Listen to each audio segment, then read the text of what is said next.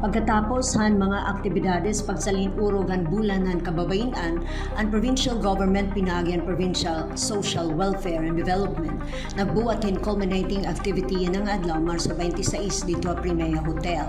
Tinambungan din yan mga representante ng mga asosasyon, organisasyon o grupo hin mga kababayan, mga empleyado ng gobyerno provincial nagtambong gihapon. Durante siya nga parte hi Honorable Timmy Campomanes Barizo naghatag niya mensahe nga dan mga kababayan nagbulihiyahin mga ayat nga dan mga kababayan bahinhan pagiging usa nga leader. Hi Honorable Barizo in may da advokasya para mga kababayan iya igin uundong ang role han kababayan dinan pagpapauswag han komunidad. Siring niya ang abilidad han pagiging usa nga leader han babae ingin kikilala han sosyedad. Iya igin pahayag niya pagtuo nga haluag ang panhunahuna nga abilidad han pagiging creative han babay kumo usa nga leader. Siring niya importante ang intensyon han pagserbe.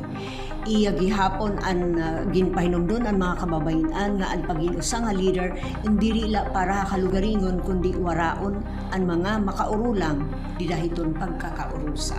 Let us lead with pure intention.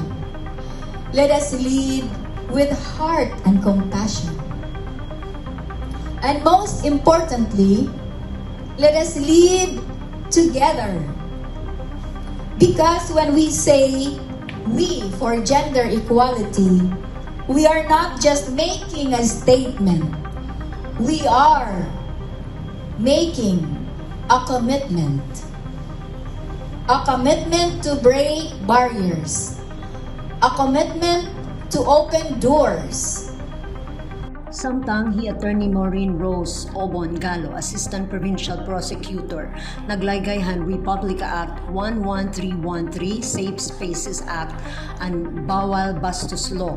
Iyagintagan doon nga ang gobyerno inanginginanohan kapakanan ng kababayan kumubulig ang sosyedad ngan ginaataman hirap pinaagihin mga balaod.